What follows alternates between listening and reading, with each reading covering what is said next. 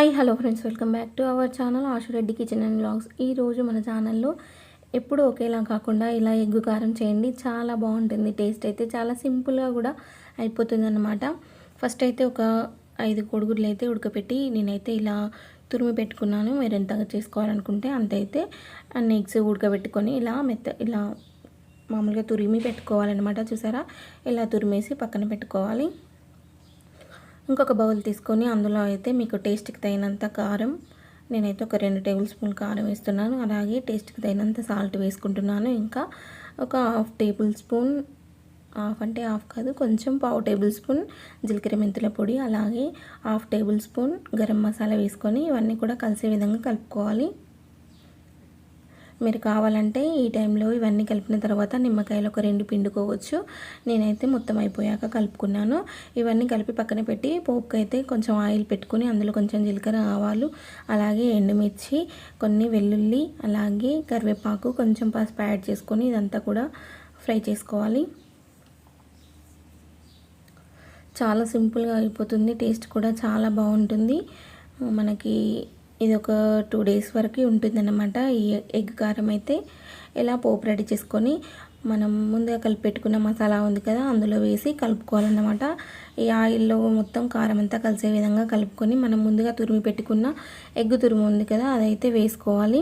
ఇదంతా వేసుకొని ఒకసారి అయితే కలుపుకోవాలన్నమాట. ఇలా కలిపి ఒక హాఫ్ అన్ అవర్ పక్కకు పెడితే మనకి ఇందులో నుంచి ఆయిల్ అయితే మంచిగా వస్తుంది, వెంటనే అయితే కనబడదు.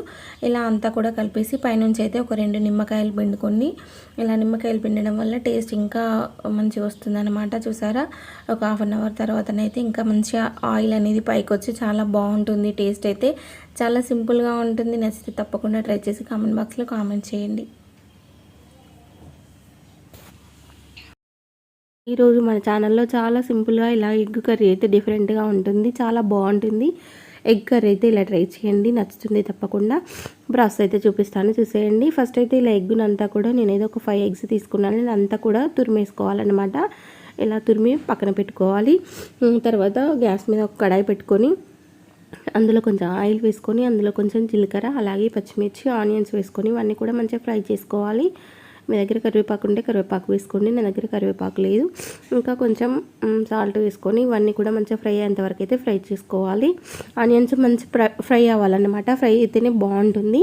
చూసారా, ఈ విధంగా మంచిగా ఫ్రై అయిన తర్వాత ఇందులో కొంచెం పసుపు యాడ్ చేసుకొని ఇందులో కొంచెం కారం, అలాగే ధనియా పౌడర్, ఇంకా అల్లం వెల్లుల్లి పేస్ట్, ఇంకా గరం మసాలా కూడా యాడ్ చేసుకొని ఇవంతా కలిసే విధంగా కలుపుకోవాలి. నేనైతే ఫస్ట్ అల్లం వెల్లుల్లి పేస్ట్ ఒక హాఫ్ టేబుల్ స్పూన్ వేసేసి ఇదంతా కలిసేలా కలుపుకొని గరం మసాలా, అలాగే కారం, ధనియా పౌడర్ యాడ్ చేసుకొని ఇవంతా కలిసే విధంగా కలుపుకుంటున్నాను. ఇవన్నీ కూడా మంచిగా ఆయిల్లో ఫ్రై అయిన తర్వాత మనం ముందుగా తురిమి పెట్టుకున్న ఎగ్ అయితే వేసుకోవాలి. ఇదంతా కూడా వేసేసుకొని ఇదంతా కలిసే విధంగా కలుపుకొని ఒక 2 మినిట్స్ అయితే మగ్గించుకోవాలన్నమాట.